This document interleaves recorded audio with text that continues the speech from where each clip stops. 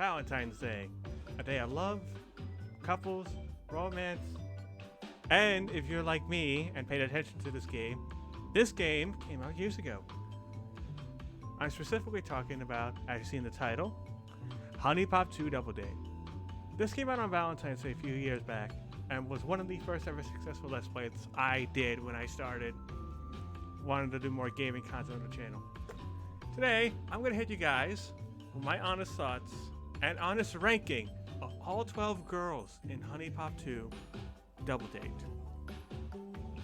A lot of this will be from the experience that I've personally had playing the game, as well as take into account the flaws that they get, because every girl you either date or is going to have some drawbacks, as well as the overall design of them.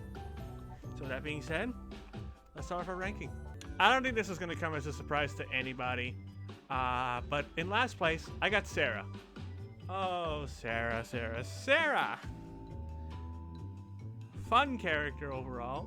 This is her default outfit, obviously. Sailor, bubble bath. Now, I know you guys are thinking why I don't have everything unlocked. This is the Let's Play file I want to take a look at, so a lot of footage is coming from here. But let's talk about Miss Sarah, shall we? And why I have her as bottom. So for those of you who are into weebs, I'm sorry. So Sarah is a very big into flirtation and sexuality. However, she has 3 big fucking drawbacks that definitely kill it for me. 1, she's annoying as fuck!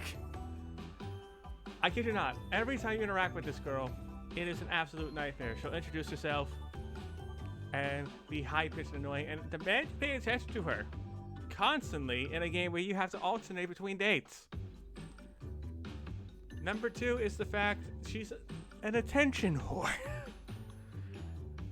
I think that one's self-explanatory, as we discussed earlier. The problem with this is that it's a huge drawback.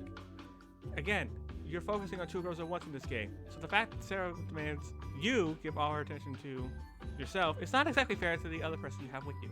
And the last one, smelly pussy. In layman's terms, girl does not shower, like at all. And let's be honest, you want to smell good, you want to look good for whoever you're dating. And sadly for me, Sarah just kind of flunked. I think some of her outfits we've seen are pretty dope though, so she has that going for her. But sadly, probably the least favorite girl out of all the bunch. Oh, it's Brooke. Brooke, the gold digger, essentially. That's pretty much her characteristic in a nutshell. I mean, she's got assets, I'll give her that. I like the hairstyles they went for her, but my god, is she wanting just everything from you. Let's go talk about, the flaws I have with her, shall we? So, the biggest drawbacks for Brooke and why I have her so low is her expensive taste. This woman is going to drain you completely dry of any sort of earnings. Don't matter what you do, you're gonna kiss your wallet goodbye. And that also affects the fact of her golding status. If you are not rich, she will leave you. You're just a walking wallet to her. God, that actually hits kind of close to home. Ah well. But unsentimental, pretty much meaning that she doesn't really care about stuff with personal value. It's just like, ooh, I want this to shiny. Oh, that's nice. Anywho, like that. It's just that, I cannot get behind a woman like that. The only reason she's above Sarah, again, is because I like the outfits that she has in game and everything. That's it. Okay, I wonder how much I'm gonna get for this one, but I gotta give it to Pauline. Our first ever transgender girl in the game, and which is ideally cool. The concept of the whole different designs of outfits from being different decades, pinup girls, sounds good on paper, right? And then you realize she's an internet drama queen. So Polly's biggest thing is jealousy. She's obviously going to be very jealous of you hanging out with other people. This is just bad as Sarah seeking just attention for herself, obviously. Now, it's one thing in a real life relationship. Yeah, I can totally understand. But in this specific game, no.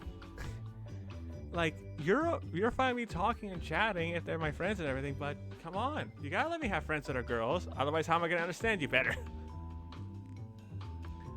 She's very committed to one specific brand of sorts. Pretty much, if you don't have, like, LeBron's, Nike, Adidas, etc., if you don't have one specific brand that she also is into, she is not gonna take your fashion and think you should dress up like her and pretty much be a doppelganger.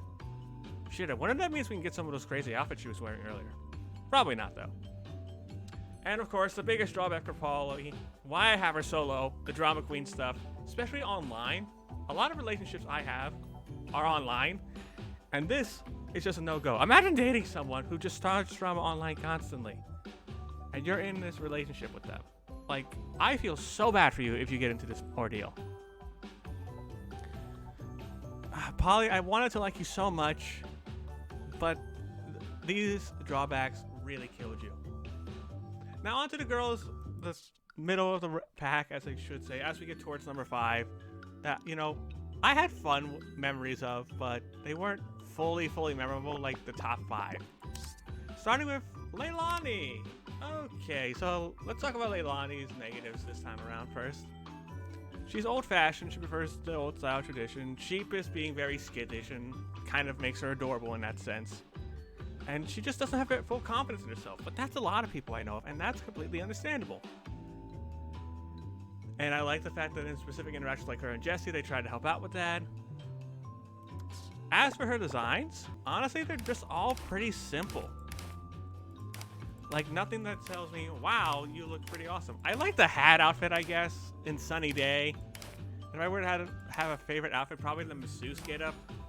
Other than that, it's just not really that memorable on Leilani, and she's one of the first early characters you meet. Bummer. It's about time we bring up an old favorite of many people. I have ranked number 8 is Lola. So Lola, in the first game, was one of the hardest characters I had to romance because I didn't know her consistent fucking schedule. I didn't pay fucking attention. Her outfits are definitely a whole lot better in this game compared to the first one. I will say that. What kind of drives me away from Lola a bit is her busy schedule, so she's not spending a lot of time with you. And again, this was a huge problem for me in Huniepop 1. It also added to her uniqueness. She also does everything herself, essentially. So it's just like, you're just there for sex and love, I guess? It's gotta be more than that. You two gotta do things together, be fun, pretty much. Have some fun activities. Also, is addicted to caffeine. Now that's kind of understandable when you're working a lot, but her favorite drink is coffee. And if you know me, I think coffee is disgusting. So no. Sorry, Lola, you're number 8. Number 7. A little bit of an oddity I feel like some people are going to have with me on this one, but I had to give it to, where is she? To Zoe. I think Zoe has a lot of unique outfits about her, especially this sacrilege outfit. I love its design so much. Her hair as well being a variety of different colors. The outfits on Zoe are phenomenal. So what's my issues? Well, she can't swim, which honestly isn't that big of a concern. You know, I'm not that upset about that. Tinnitus, she constantly has some sort of ringing in her from loud noises and everything. So that's something you have to monitor her on constantly. But I think the biggest drawback, what keeps her out of the top 5, is how crazy she can be. Yeah, I know I'm kind of crazy, and so is my real life girlfriend Paige, but Zoe takes it to another level. I think it depends on how crazy you like it for how you would like Zoe. That is my honest take. If you like kind of crazy, then you might think Zoe. He is awesome. If not, I'm sorry. Alright, halfway done. We're at number 6. And look, I think the perfect way to start out this balance is the first girl you meet in this game. Let's go to Ashley. Ashley, I kind of liked since I first met her. She's got the tomboyish punk style that was completely different from anyone else in the first game at the time. Her outfits, for the most part, are pretty standard. I kind of like them. I like all the hats she can get. I honestly love the skater girl. Something about her with the beanie kind of looks cool. And then when you learn more about her, allergies, she'll be allergic to a few things, but like most couples, you'll be able to work things out with her about that. She also doesn't really fully like to commit because of past trauma and issues, so marriage may not be a solid option for you and Ashley until years and years down the line, which ain't too bad and is easily bored. So good luck holding a conversation more than 1 minute with Ashley. I'm sorry. But overall though, pretty balanced, and you can definitely work things out with Ashley. A good balanced choice. Okay, now we're getting into the goodies. We got the top 5 coming up, and I think this is a good one to start with. I'm gonna go with Ashley's cousin, Lillian. Lillian is your typical, according to the script that was written, is your typical big titty gothy mommy. Who the fuck wrote this? Oh, right, I did. Anyway, Liliana's got a pretty cool costumes. I love all the hairstyles, definitely reflects personality. My personal favorite is Vampiress because it reflects the red we primarily see in her cousin Ashley, with her preferred black, and also the Panda Bear shirt. It's adorable. I love the tattoo especially that you don't see in a lot of these outfits.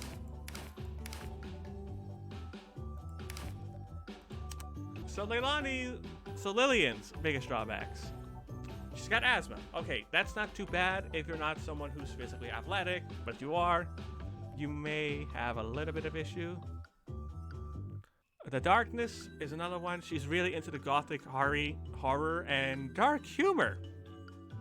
Bill, this sounds like your woman. I am not going to lie to you. And she's just an angsty teen. Ain't nothing wrong with that all around.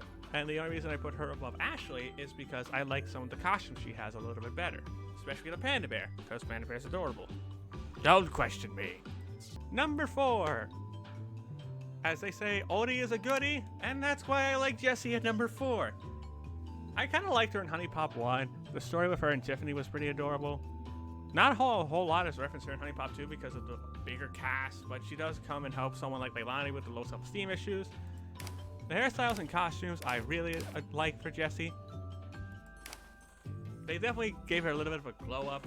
I like the little cigarette pouch sticking out. Pretty solid if you are into MILFs. I think I know one person. The drawbacks for Jessie, you know, she has experience, so hence why they gave her the whole busted vag. She's also got emphysema. Remember those cigarettes we saw earlier? It's primarily because of that. But I wouldn't be too worried about it if I were y'all. You just have to keep an eye on her and just maybe you can help her get rid of smoking for good. And she's also kind of depressed. Everyone faces depression at some point. As long as you're there to support her, you can definitely lift Jessie up a lot. I think a lot of people are going to question, why I'm not talking about Tiffany, the daughter that she has. If this was Huniepop 1, I would more so definitely go into that, but this is a Huniepop 2, and they kind of don't bring up Tiffany too much. It'll be up to you if you want to date Jessie, if you can handle the fact that she's had a daughter.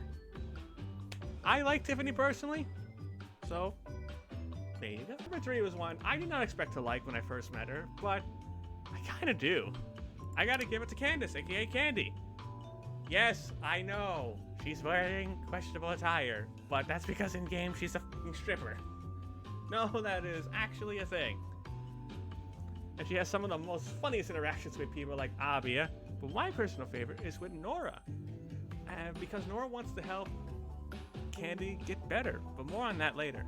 As for the costumes and hair, I definitely dig all these hairs for Candy. The outfits, I really like them.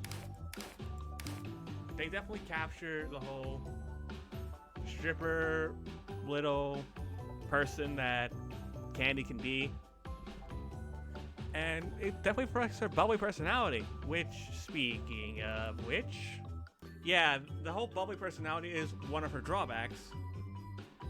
And, you can question it as much as you want, but I think it definitely adds to Candy a lot. And, helping her with it feels rewarding in the end, especially showing her things that she would not want. Forgetful, she can forget a few things every now and then. Hopefully it doesn't affect y'all that much. I think the main thing is that If someone forgets their anniversary date, then that's going to be a bit of a trouble for you. Other than that, I think it's a workaround. Hypersensitive means that she can be sensitive to certain topics, certain emotions, whatnot. I think it's fine once you understand, what sets her off, which can take not that long, honestly, depending on how willing you are to accept them. So I think overall, I was surprised how much I like Candy with her interactions. Her flaws aren't that bad, and she was kind of fun. Number 2 is one I saw this person. I even titled one of my videos after this person just because of how blown away I was by them, but I gotta give it to Abia. I love the veil she has. I love the outfit she has. She's very adorable and very adorkable too. But just missing out on number 1. As you can see, like the whole Arabian Allure outfits, her outfits I really like. My favorites, of course, being the Arabian Allure and Silk Road. I think they look so elegant for Abia. It's kind of like if she was a princess of some sort. The only thing that kind of keeps her out of number 1 is, well, she's a sex addict. That's the only reason she's not number 1, is because of how lewd and talkative she can get about sex. Which kind of reminds me of someone else I know.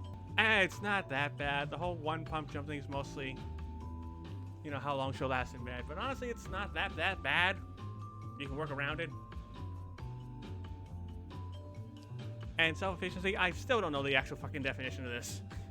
But overall, I like the Abby since I saw her. I think she's completely underrated. And I love the designs, especially for her. But if you know process of elimination, you know who I picked as number 1. I wonder how many people were expecting to like Nora when she was first in the game, because holy hell, I actually kind of grew to liking Nora more and more as I played this game. So Nora, fun fact, is a cousin of Kiana. Kiana happened to be my favorite girl from Huniepop 1. But that's not the sole reason. I like the tomboy looks that Nora has with all her designs. I love all the hairstyles she can get. My personal favorite, of course, being the streetwear. So what are Nora's drawbacks, and why do I not hate them as much? First of all, she has abandonment issues, man. Like, that just makes me feel more so bad for her. Like, she's been dumped, broken up with so many times. She just needs someone to help pick her off her feet. Show her that she's wanted, that she's loved, and it's great with her. She kind of has a little bit of an anger issue, though, which, again, you just have to learn not to set people off like that.